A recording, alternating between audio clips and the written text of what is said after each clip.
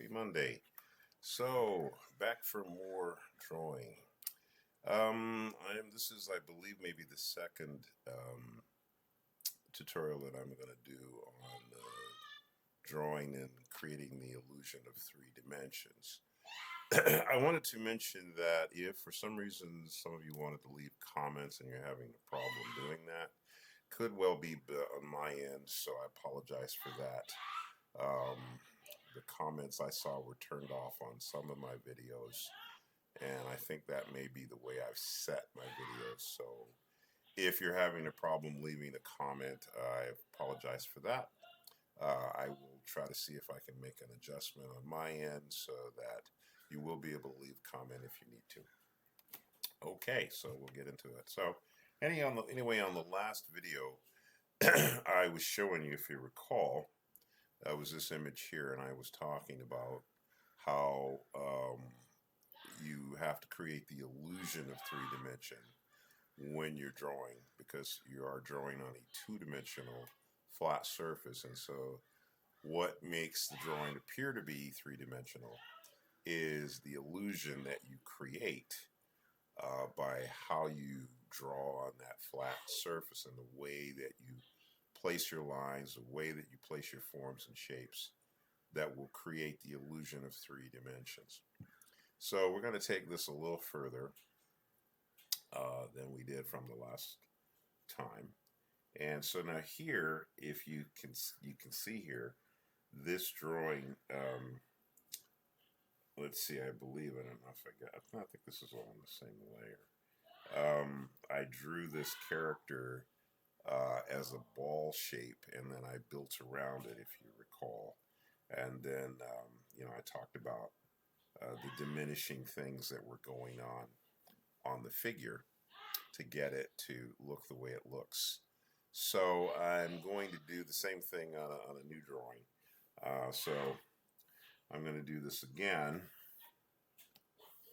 And I am going to use a different colored pencil here so you can distinguish the drawing underneath from the finished drawing. All right, so I start with a circle again. Okay, and I divide the circle. Now I mentioned before that, remember this, a circle, when you draw a circle on a flat sheet and you're deciding that you're going to create dimension, what you're doing is you're now going to create the illusion of three dimensions. So that means that you no longer think of this as a circle, you now start to think of it as a sphere or a ball shape. And so if it's a sphere, what makes it look like a sphere is what you put on the outside of it, what you put on the edges or in the middle of it, and where you put those things that determine or give it the impression or the view of being three-dimensional. So this is where, for instance, I was talking about drawing a line around the shape of the ball. And because the ball is curved, if you were to draw a line through the middle of it, a ball shape, it would be dividing that shape. But as you can see, the line has to go around the ball. And so you can see by transcribing this line around the ball, what I'm doing is I'm indicating that it's round. And I do this from the top and bottom. And the reason that I'm doing it from the top and bottom is because I want to create a diagram on the surface of this sphere that I can then start to add other shapes to. Now, when you see a lot of cartoon characters today, you see how they're designed, you see how they look, okay? But what you're having to deal with a lot of times is there are shapes that are added to shapes. So now, like for instance, if you've got this shape here is a ball shape or a sphere shape. Now, if I'm going to draw a character and I want, say, the character to have a nose, I can either put the nose directly on the ball shape, or I can add another shape on top of the ball shape in the same way I would, say, if I were making a clay sculpture. I would have, say, one piece of clay for the ball shape of the head, say, and then I might have a smaller piece of clay that I would stick onto that, where I might say put a nose or an area where the mouth's going to go. So I'm going to do that here. I'm going to add another kind of rounded shape here, and I'm going to stick it on the side of the ball. But I'm going to think of it also as being three-dimensional. And the way I'm going to do that, I'm drawing it over here. But what I'm going to do is I'm going to erase out the middle here. And then I'm going to put some lines on this so that I can now tell the viewer what I'm doing here. So here I'm going to say, okay, well, I want this shape to be rounded like so. So I want to have a line come out, so it's got a roundedness to it. And maybe even from the side, I may say, well, it's going to go around like this. So now you can kind of see that by putting these lines on the shape, I'm dictating the roundness of these shapes. And you can almost really, even just from looking at this, you can get a sense of the three-dimensional quality of just what we got here without even having any more details than we've got right here. We've already got something that's got dimension. And every time you add a shape onto what you have, like you think of it like you're adding a piece of clay, a form, literally, but you want to think that that form also has dimension. So remember, the illusion that you're trying to create has to be complete. It's only complete when all of the shapes that you add to your overall shape all are seen as being three-dimensional. So you want to think of these shapes like you would think of clay. Now, like for instance, if I were to add a nose on this, let's say I added a nose here on the end. All right, like that. So what I would want to do there, once I've drawn that, is I want to now, and I erase the lines underneath so that they don't confuse me.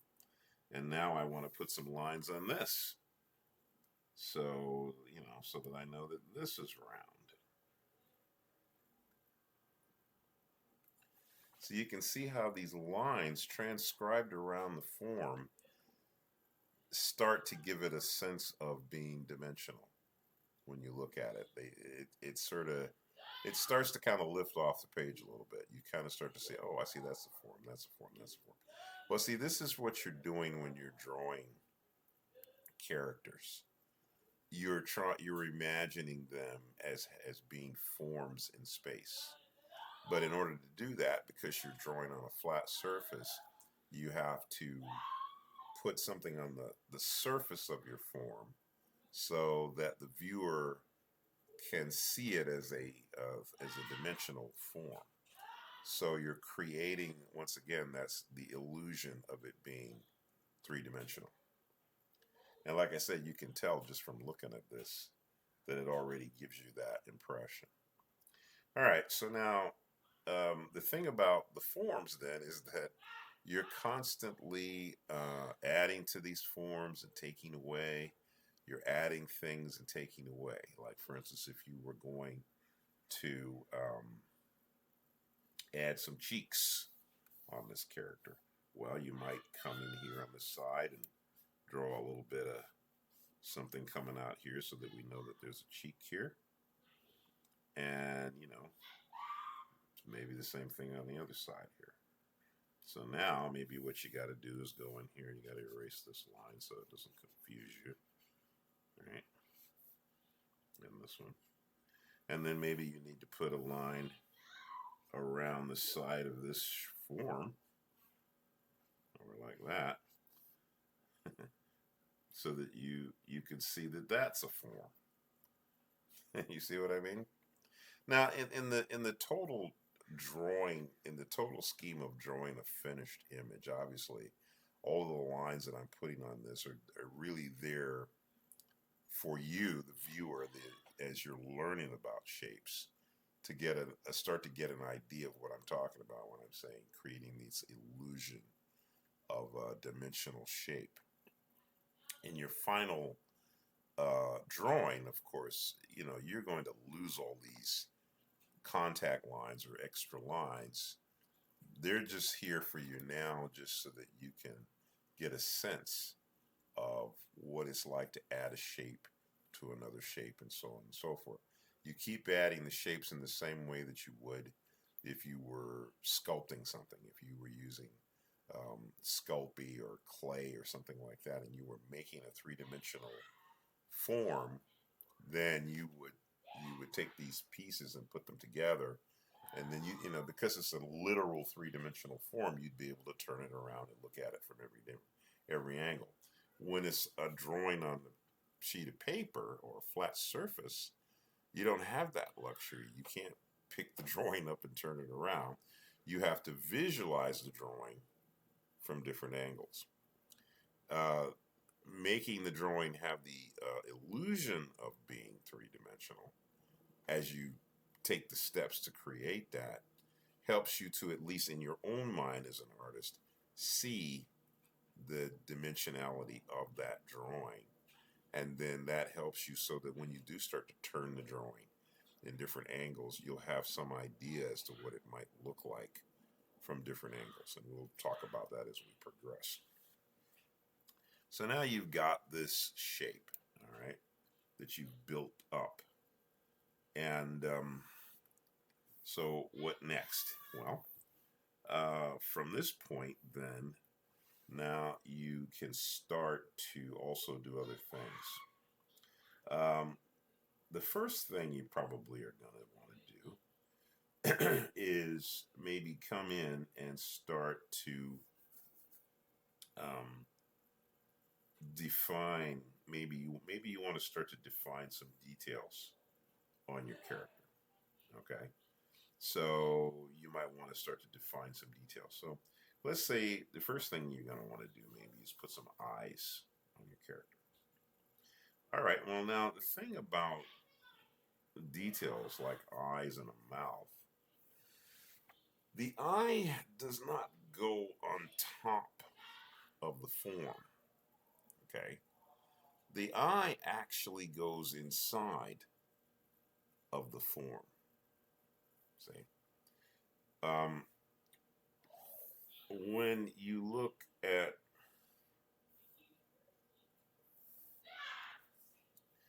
a skull, okay, skull.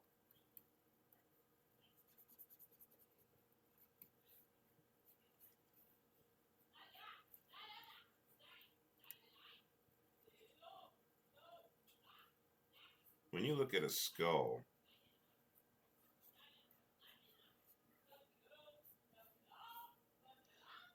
where the eyes and the nose goes on a skull is actually a hole in the head or in the skull. So there's a hole. So like if I were to draw this, say, with a red pencil, and I were to put an eyeball in here, the eyeball actually goes inside of the skull.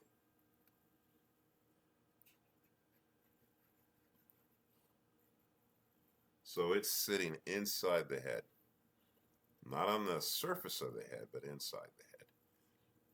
And the nose is kind of the same way. The nose is flesh that goes on top of the bone. There's a hole in the bone where the nose goes, but the flesh on the nose is actually flesh around the bone, and there's muscles and flesh around the bone, but there's a hole where the nose is, and that's where you're breathing through. The mouth is also similar, because the mouth in the skull, there's a mouth, there's jaws, teeth, and all that. But really, the mouth, if you stop and think about it, is another hole that's in the face. It's a hole There's teeth in there, there's your chin, all that stuff. So it's literally a hole that's inside of that shape. So that when you draw eyes, noses, and a mouth, you're literally putting these things inside of the shape you're drawing. Now, when you're drawing a human, of course, you're going to be more accurate to the anatomy of the head and the skull and all that. Generally, with cartoon characters, you know, cartoon characters don't necessarily have the same kind of an anatomical physiology that a human would have. However, the way that you approach putting those details in there is similar in the sense that you understand that the eyes and the nose, the eyes on the cartoon characters do go into the head. They sink into the head. The mouth is an opening in the head. Okay. So you're not drawing a mouth on the outside of the shape. You're literally creating a cavity inside that then that's where the mouth's gonna go. With some cartoon characters, like say a character like Bugs Bunny, or Bugs Bunny would have a nose, a little rabbit nose. But then, like say Mickey Mouse has got a kind of a bulby kind of nose, kind of like the one that we're drawing over here. You have other characters, say like Daffy Duck, that you don't see a nose. They have little holes in their bill, but there's a bill that comes out, which is a part of their mouth, and that's an opening. So depending on the kind of cartoon character that you're drawing, the cavity of where the mouth would be and where the nose and eyes would be are going to be different based on the kind of character that you're drawing. So with that said, then we'll come over here and we'll look at our character here and say, okay, well, what do we want to do here? Well, we could, first of all, let's say we're going to draw some eyes. So if we draw some eyes on the surface here, we don't want to just draw them as eyes on the surface. We want to draw the eye, but we want to think of it as something that is embedded inside the head. So how do we create that? The way we create that is we have to think of that eye the same way we would think of anything else. The eye, if we were to put a line around it, would also be just like the shape. The difference is that the eye, if we could see the whole eye, would be going back into the head a little bit, like that.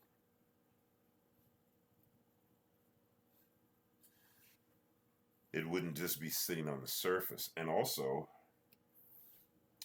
it would also be kind of tucked down into the head.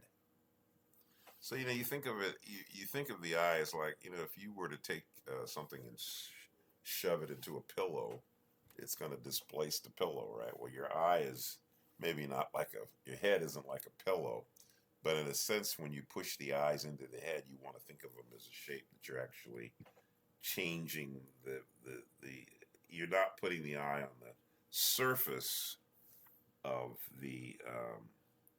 you're not putting the eye on the surface of the shape, the ball shape. You're putting the eye inside of it. Going inside of it. So what you have to do then is you have to create an impact point where the eye sinks into. And so we draw these lines that show that the eye is sinking in back into the head.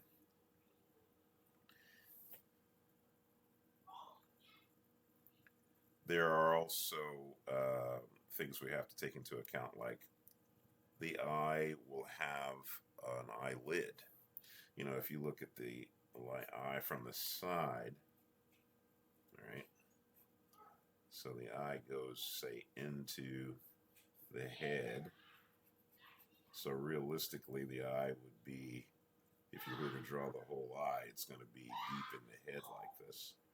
Then the skin that's over the eye is going to create this lid underneath the eye, and so the eye sinks into, goes into the head. So that means then you'd have some flesh above the eye and below the eye, depending on how you want to draw it. You see how that works. Now then, from this particular angle of the head, if we draw the other eye has to diminish a little bit because, as I mentioned in the first lesson, that eye is a little bit going around the shape, isn't it? So it's going slightly around the shape, and it's also going inside the head. So it's also pushed back inside the head. And there's a little bit of, compression as it's going back into the head, but it's also diminishing because it's going around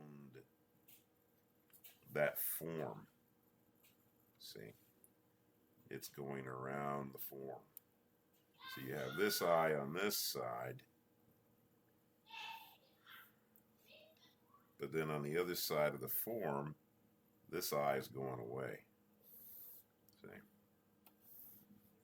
Foreshortened. This is what you call foreshortening. And you can make adjustments on this. Like sometimes what I do, especially if I'm drawing with a computer, like I am here, I can move this eye a little bit. Say, might be able to move the eye over a little bit to get it in the right spot. Okay.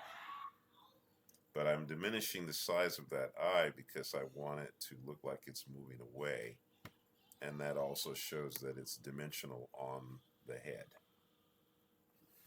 Okay. Now I'll come back here for the nose, and I'll draw a line over the top of the nose to indicate this space between the eyes. And then I can go over the nose here and define it more. Now you'll notice that with the eyes, I put a highlight in the middle of the eye. There's a reason why I do that. The highlight I put in the middle of the eye, the reason why I put it there is because it demonstrates where the light might be coming to hit the eye. The light usually is going to be from the top down. It's, let's say there's a light in the ceiling, and it's lighting the character from the top.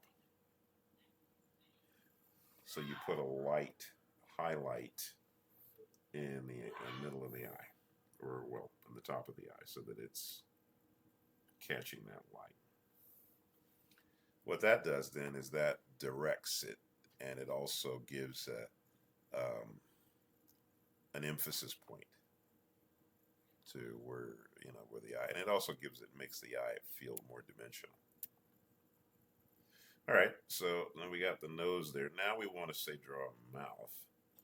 So what we need to do here is we'll come down to where the cheeks are here, and let's say if the character's smiling, we'll draw the cheek line here where the smile would go, and that's kind of connecting with the underneath the eye here. We're going to draw a line down and underneath the nose here. This describes, say, the top part of the mouth coming around.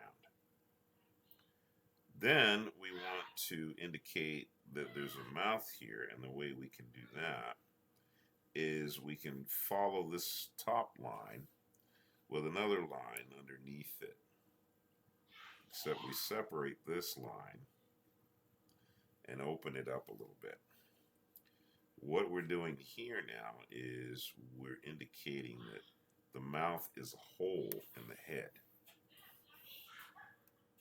So what we can do is come in here and shade this in. I like to shade it in because I think it helps me anyway to accept this area as being a hole in the head of this shape, of this character. So it becomes more defined. Then I come back and I put a line underneath the bottom of the lip here to define the fact that there's a bottom lip here. Okay, so now, just putting these lines here, now I need to make a connection between the mouth, the cheeks, and the head. So now if I've drawn these cheeks out to the side, I can come over here and I can connect these cheeks to the bottom of the lip. Same thing on the other side. And you can see now I've made a connection between the bottom of the lip and the cheeks on the side of the character's head. Okay.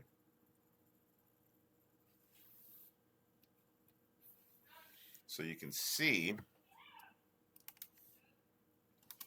how I'm starting to create a sense of dimension here with this character. It's starting to kind of pop out and start to look dimensional. Then, you know, of course, obviously I can do things like adding eyebrows and all that stuff. I might need to come in and add other shapes here. So, like, for instance, let's see. We'll take a blue pencil here. Let's say we're going to add another ear, some kind of ear on this character. So, let's see, I'm going to take this over here. So, let's say I add an ear over here, like a mouse ear. Now, that might be kind of like a big fan. If I were to add a fan to the side of the character's head, you know, I stuck a fan there. That might be like, and it might actually be like literally like putting a board or something there that I stick onto the back of the head. So it's like, maybe it's like a flat surface like that, but I stuck it onto the side, or maybe it's slightly rounded or something. So I could think of these things that I'm adding as shapes on this head, right? And I can then, you know, so like for instance, you know, if I'm going to add that ear and that's the shape and it's kind of flat, so how do I see that? Well, if I look at it from the side, the ear might be like that. If I look at it from the edge, it might be real thin like this. It might be, you know. So if I'm looking at that same ear over on this side, but I was looking at the other one, it might look like this because it's really not a round, it's a flat, kind of almost like a board. But it's in the shape of an ear. So I can draw that and stick it on the side of the head where I want the ear to go. But I can still think of it as a dimensional form, like a shape, so that when I come back and draw some line on it, like it's got some kind of detail, so that I have some idea as to how I see that shape.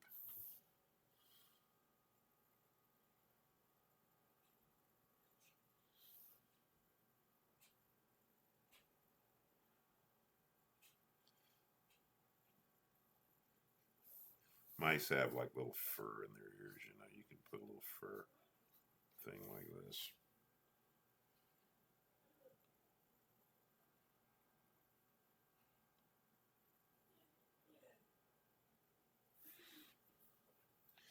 Then, okay, then let's say you want to put eyebrows on this character. So you can draw the eyebrows like right up over the eye. So, I mean, you could just draw an eyebrow. You want to follow the shape of the eye, but it's an oval kind of shape. Now the eyebrow, you know, the eye from the side, if you're looking at you know, a character's face from the side,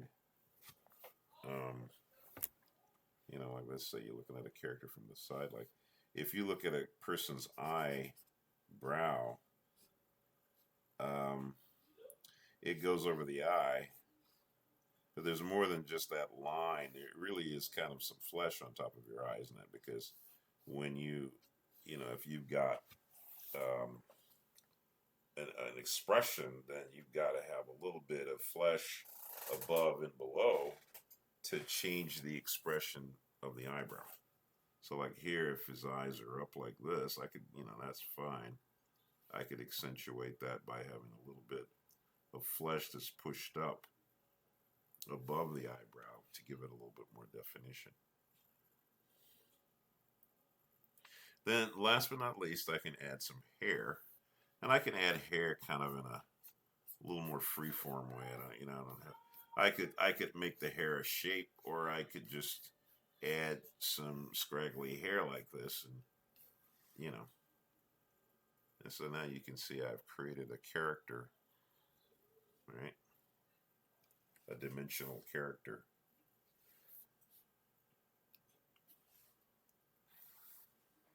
So, all right. So anyway, you can see the importance now of being able to create, to see your characters in dimensions. You need to be able to see your characters in 3 dimensions, and you need to be able to understand what you're looking at.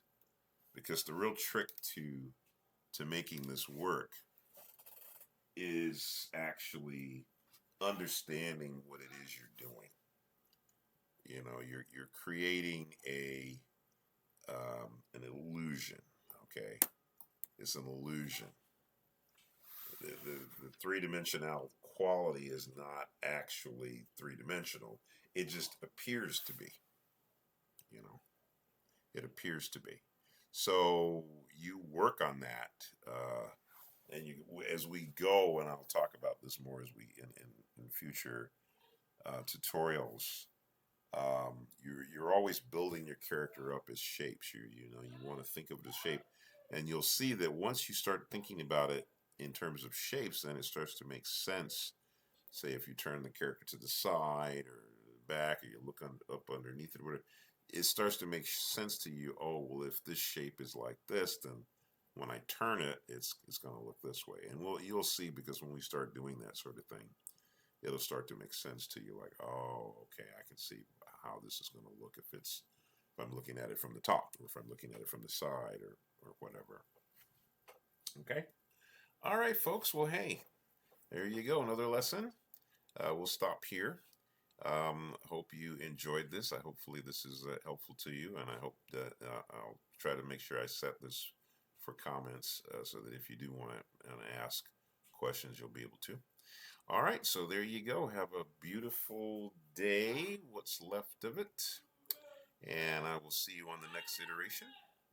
Thank God for the talents and gifts that you've been given, and don't forget, Jesus is Lord.